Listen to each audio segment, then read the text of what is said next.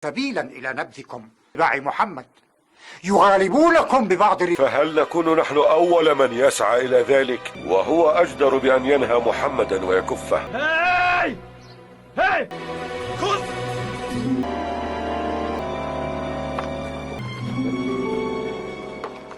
Assalamualaikum warahmatullahi wabarakatuh, sahabat Odisi. Lanjut dari episode sebelumnya yang mengisahkan upaya kaum Quraisy menghentikan dakwah Nabi Muhammad SAW. Di episode 4 ini dikisahkan fitnah kaum Quraisy terhadap Rasulullah SAW. Jangan lupa like dan subscribe untuk selalu update episode film Omar. Untuk saran dan masukan tinggalkan di kolom komentar. Saksikan alur demi alur, jangan di skip, karena bisa saja ada jawaban dari kerisauanmu berasal dari perilaku atau suri tauladan dari sahabat Rasulullah SAW. دفع واحد من أصحابه.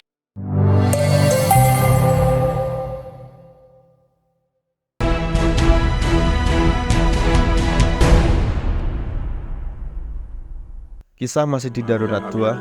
Dengan suasana perdebatan para petinggi Quraisy yang semakin memanas, para petinggi Quraisy mulai putus asa dengan berbagai macam cara yang sudah dilakukan, dari memujuk Abu Thalib sampai dengan keras mengancam Abu Thalib sendiri hingga Bani Hashim, namun belum juga menghentikan langkah dakwah Nabi Muhammad SAW. Para petinggi Quraisy kali ini berencana mengirim delegasi dari salah satu petinggi Quraisy untuk berbicara dan berargumen langsung dengan Nabi Muhammad SAW, dengan tujuan menaklukkan argumen dan melemahkan wahyu yang disampaikan Nabi Muhammad, sehingga umat Nabi Muhammad meninggalkan Islam dan kembali ke agama nenek moyang. إن أعذرنا إلى أبي طالب فإنا لم نعذر إلى محمد نفسه فهل حدثتموه فإن علم الناس أنكم ناظرتموه فأفحمتموه إن فضوا عنا. Demi terwujudnya tujuan tersebut, kaum Quraisy memilih dari salah satu yang terbaik untuk beradu pendapat dengan Rasulullah SAW. Utbah bin Rabi'ah menunjuk Umar untuk melaksanakan tugas tersebut. Utbah memilih Umar karena memiliki kebijaksanaan dan argumen yang teguh. Ujian Utbah terhadap Umar membuat Abu Jahal merasa tersaingi oleh sang keponakan. Namun Umar bin Khattab dengan tegas menolak permintaan Utbah karena merasa paling muda dan masih ada para tetua dari petinggi Quraisy yang lebih mumpuni untuk melaksanakan tugas tersebut. Akhirnya para petinggi Quraisy menugaskan Walid bin Al-Mughirah untuk menemui dan beradu pendapat dengan Rasulullah SAW. لا لا ورب الكعبة، أنا أصغركم، لا أتقدم على ذوي الأسنان. بعد الذي سمعنا منك اليوم علمنا أن الرجل ليس بسنه ولا بمال فأبو عبد شمس. Di tengah musyawarah yang masih memanas, terdengar Abu Saifah yang mengumpulkan kaum Quraisy untuk menyampaikan kemerdekaan Salim dan mengangkatnya sebagai anak. Wahsy yang menyaksikan kebebasan Salim merasa iri hati dan tidak terima. Wahsy adalah seorang budak yang selalu merasa tidak senang ketika ada budak lain yang dibebaskan. Sebab Wahsy memiliki harapan dan keinginan yang sangat besar di kemudian hari dimerdekakan oleh tuannya. Bilal bin Rabah mencoba menenangkan dan berbicara kepada Wahsy. Bilal bin Rabah yang mengetahui bahwa Wahsy selalu diminta untuk melayani tuannya saat rapat di Darurat 2, mencoba menanyakan kepada Wahsy apa pendapat para petinggi Quraisy terhadap Muhammad SAW. Dan Bilal menanyakan juga pendapat Wahsy secara pribadi tentang Muhammad dan ajaran Islam. Namun Wahsy sama sekali tidak peduli dengan perkembangan Muhammad dan ajarannya tersebut. Bilal sedikit demi sedikit mencoba menyampaikan apa yang sudah Bilal pelajari tentang ajaran Islam dan meyakinkan Wahsy bahwa kelak ajaran Islam akan membawa Wahsy menuju kemerdekaan. Namun Wahsy yang masih berkeras hati meragukan semua yang disampaikan Bilal. إن كان هو الحق فلا شرط عليه، إنما يطلب الحق لذاته ولا يسام بالثمن العاجل، بل ربما أوذي الإنسان فيه حتى يظهر على غيره. كل امرئ حسابه بالعدل والقسط. أحقا أنك سمعت هذا كله من الناس فقط؟ Kemudian terlihat Abu Jahal yang menghentikan perjalanan Abu Bakar dan Abdullah bin Mas'ud, si penggembala domba. Abu Jahal menyampaikan kekesalannya kepada Abu Bakar karena tidak terima seorang Abu Bakar yang sudah dianggap orang terbaik di kaum Quraisy menjadi orang pertama yang mendukung dakwah Nabi Muhammad SAW. Abdullah bin Mas'ud bermaksud untuk membalas hinaan dari Abu Jahal, namun Abu Bakar menahan Abdullah untuk melakukan hal yang serupa. Abu Jahal yang mengetahui gerak-gerik Abdullah merasa tidak terima dan memboikot Abdullah dari kaumnya untuk tidak menggembalakan. ليس لك عشيرة تمنعك فلبئس جار القوم أنت. سلاما لا نبتغي الجاهلين. أبشروا بهذا. ولا تسبوا الذين يدعون من دون الله فيسبوا الله عدوا بغير علم. صدق الله ورسوله والله لكأني أسمع الساعة. Lanjut Abu Jahal ke kediaman Umar bin Khattab. Abu Jahal kembali protes kepada Umar karena Umar tidak menghiraukan peringatan sebelumnya dari sang paman untuk tidak memberikan pendapat yang berlawanan maupun melemahkan pendapat sang paman di depan petinggi Quraisy.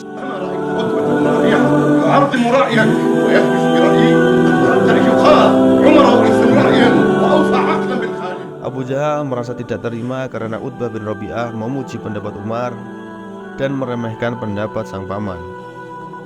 Dan sekali lagi Umar memberikan pengertian kepada Abu Jahal bahwa musyawarah bertujuan untuk menyampaikan semua pendapat dan semua yang hadir dalam musyawarah berhak menyampaikan pendapatnya untuk mencapai mufakat menentukan satu pendapat. Namun Abu Jahal yang terlanjur emosi tidak dapat menerima penjelasan dari Umar bin Khattab. Datanglah Khattab bin Nufail untuk menengahi perselisihan antara keponakan dan sang paman. Kemudian kisah berpindah ke kediaman Abu Zaifah. Terlihat Utbah bin Rabi'ah menghampiri kediaman Abu Zaifah bersama Suhail bin Amr.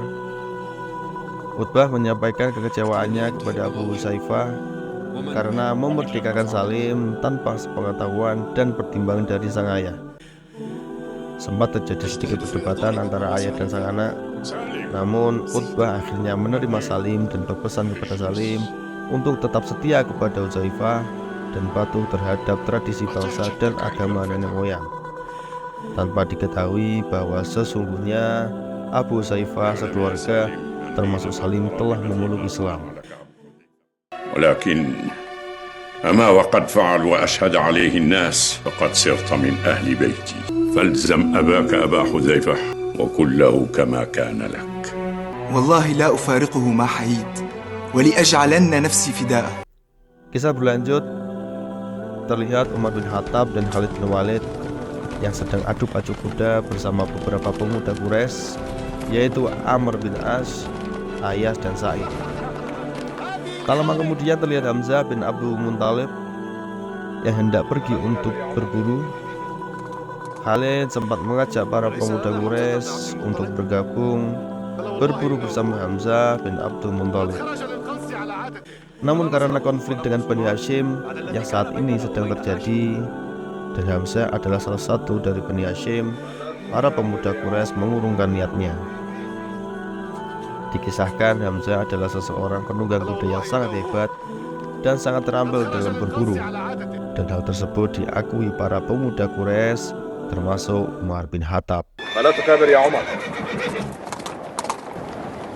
بلى والله إنه هو قد خرج للقنص على عادته. والله لفارس لا يشق له غبار. Kisah berpindah ke kediaman Suhail bin Amr. Seperti biasa, Suhail yang selalu berdebat dengan salah seorang anaknya, yaitu Abdullah bin Suhail. Suhail marah kepada Abdullah karena Abdullah tidak pernah berkenan untuk ikut dalam pertemuan kaum bersama sang ayah. Meski dengan paksaan, Abdullah memiliki 1000 alasan untuk menolak ajakan dari sang ayah, tanpa diketahui sang ayah bahwa sebenarnya secara diam-diam Abdullah telah memeluk Islam. قل يا أبتي ما أحدث فيكم ديننا وأصنامنا وأنتم أغير على آلهتكم ودينكم منها على نفسها ألستم تذهبون إليها كلما حز بكم أمر ذروا محمدا لها فهي كفيلة به إلا أن تكونوا في شك من قدرتها. Lanjut ke Darun Nadwa.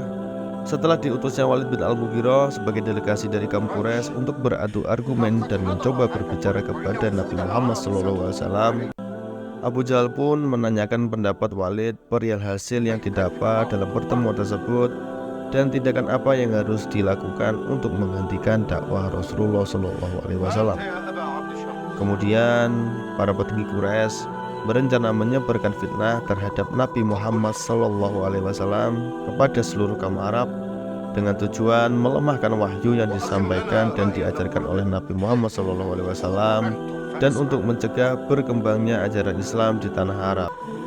Kemudian para petinggi Quraisy menyampaikan beberapa usulan untuk memberi fitnah yang cocok atau mendekati untuk disematkan kepada Nabi Muhammad SAW dari hasil adu pendapat yang telah dilakukan Walid Al-Mughirah. Beberapa masukannya adalah ahli tenun, orang gila, penyair, dan penyihir. Namun Walid bin Al-Mughirah menyangkal semua pendapat dari petinggi Quraisy. Walid mengakui bahwa semua yang dikatakan oleh Nabi Muhammad SAW begitu sangat indah, bagaikan pohon kurma berakar kuat dan berbuah banyak, sehingga usulan yang dibuat para petinggi Quraisy tidak ada satupun yang sesuai untuk menggambarkan ajaran atau wahyu yang dibawa oleh Nabi Muhammad SAW. Kemudian Abu Jahal memaksa Walid untuk mengambil satu usulan untuk segera dilaksanakan upaya untuk menghentikan dakwah dan penyebaran ajaran Islam. Walid pun secara terpaksa mengambil satu usulan yang menurutnya mendekati dan cocok untuk disematkan kepada Nabi Muhammad SAW, yaitu seorang penyihir yang mengulang kata-kata ajaib yang membuat orang bertikai dengan ayah, saudara, istri, dan kaumnya. Umar yang hadir dalam musyawarah tersebut, meski tanpa sepatah kata pun dan bantahan seperti biasa, terlihat Umar bin Khattab kurang setuju dengan apa yang telah disepakati oleh para tetua Quraisy. Wa inna alaihi latalawa wa inna aslahu lamughdiq wa inna far'ahu lajanab. فهل نخرج إلى العرب؟ Inna aqrab al-qawli fi an taqulu sahir. Setibanya di kediaman Walid beserta dua anaknya yaitu Khalid bin Walid dan Walid bin Walid, Walid menyampaikan rasa kerisauannya karena Walid merasa sangat sulit untuk menggambarkan Nabi Muhammad dan Islam untuk disebarkannya berita tersebut kepada orang Arab. Khalid berpendapat mungkin usulan sang ayah sudahlah benar karena telah menjadi kesepakatan dengan para tetua Quraisy.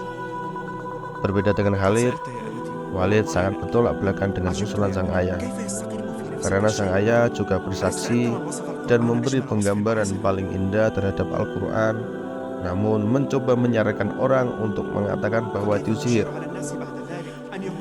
Dan Walid mengingatkan ketika nantinya kaum Arab mendengar sendiri tentang Al-Quran dan mengetahui bahwa tuduhan yang ditujukan kepada Nabi Muhammad SAW adalah palsu dan tidak benar, kaum Arab akan berbalik mengecam kaum Quraisy.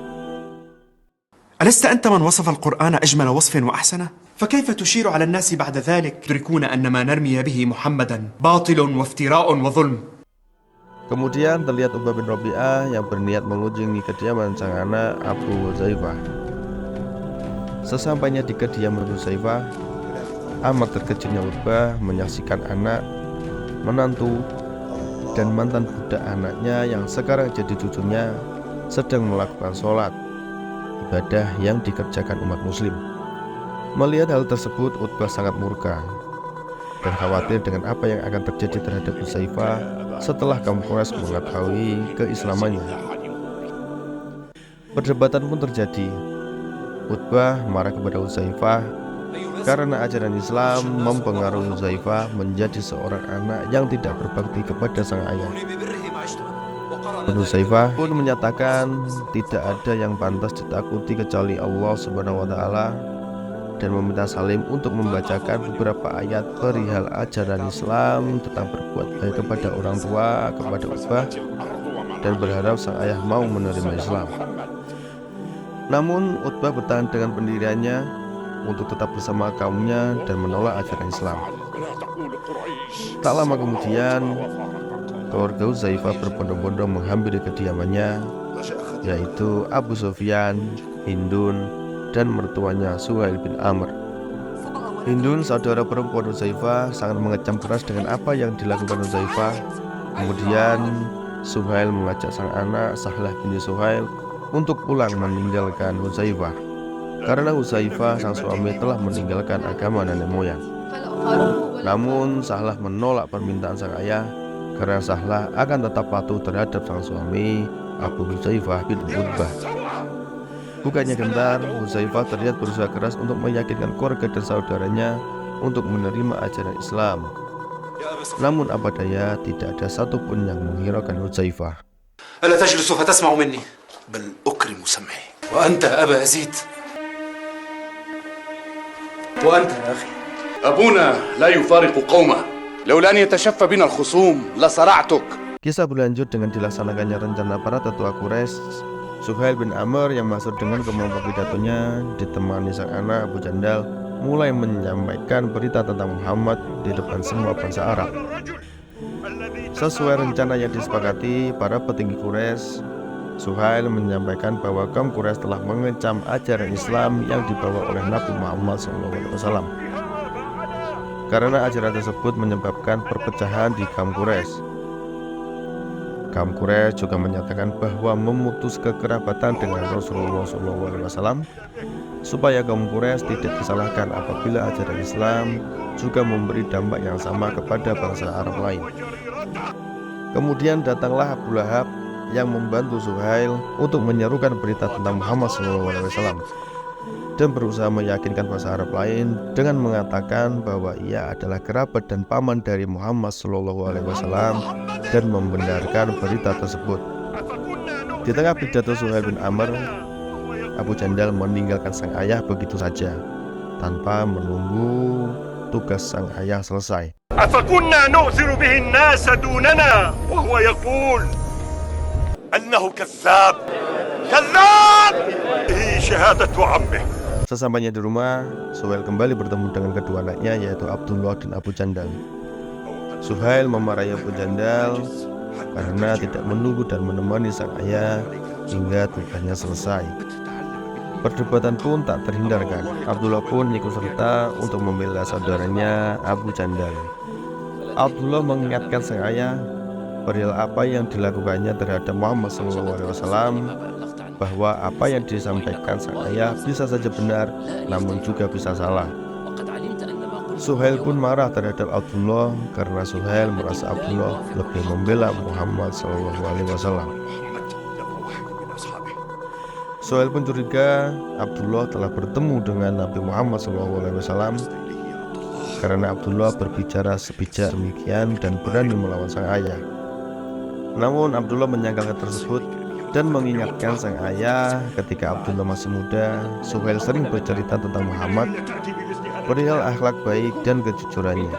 Namun tiba-tiba saat ini Suhail bin Amr beserta petinggi Quraisy mengatakan sebaliknya. ثم لم نصبح يوما إلا وأنتم تقولون ساحر كذاب فإن صدقناكم اليوم فقد كذبناكم البارحة. تصدقوننا اليوم والبارحة لا يجتمعان. Demikianlah sahabat Audisi, akhir dari episode 4. Nantikan alur cerita film series Omar episode selanjutnya. Wassalamualaikum warahmatullahi wabarakatuh.